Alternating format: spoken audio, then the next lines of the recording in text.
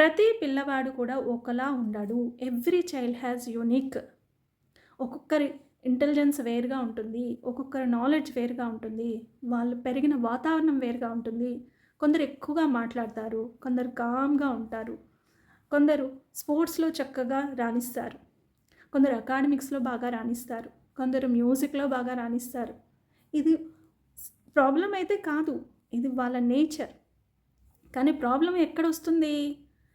పేరెంటింగ్‌లో తను అలా ఉండకూడదు, ఇలా ఉండాలి అని చెప్పి మనం కంపారిజన్ చేసుకొని, మా పిల్లవాడు ఇలా లేడు, అలా లేడు అని చెప్పి పిల్లలతో మనం మాట్లాడినప్పుడు వాళ్ళలో లోన్లీనెస్, కామ్‌నెస్, అలాగే మన మాట వినకపోవడం, మాట్లాడడం తగ్గించేయడం, కోపంగా ఉండడం, మొండితనంగా ఉండడం, ఇవన్నీ కూడాను చదువు మీద, స్పోర్ట్స్ మీద, అన్నిటి మీద ఇంట్రెస్ట్ తగ్గిపోవడం, ఇవన్నీ వాళ్ళు మనకి చెప్తున్న ఒక ఐడెంటిఫికేషన్స్. మనం అర్థం చేసుకోమంటున్నారు మనల్ని.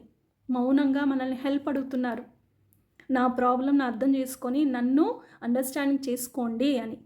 చాలామంది తల్లిదండ్రులు మేమేం చెయ్యాలి? ఎలా మారాలి? మా పిల్లల్ని ఎలా మార్చాలి? హోంవర్క్స్ చేయట్లేదు, చదవట్లేదు అని చాలా కంప్లెయింట్స్ చెప్తారు. కానీ వీటన్నిటికీ చెప్తుంది ఏంటి అంటే, according to child psychologist, first మన ఇంటి వాతావరణం మారాలి. తల్లిదండ్రులుగా మనం మారాలి. మనం పిల్లలకి క్వాలిటీ టైం ఇవ్వగలగాలి. వాళ్ళు చెప్పింది యాక్టివ్ లిజనింగ్ చేయాలి. వాళ్ళ మాటలకి మనం భరోసా కల్పించగలగాలి. అలాంటప్పుడే వాళ్ళకి ఆడుకోవడానికి ఎక్కువ స్పేస్ ఇవ్వగలగాలి.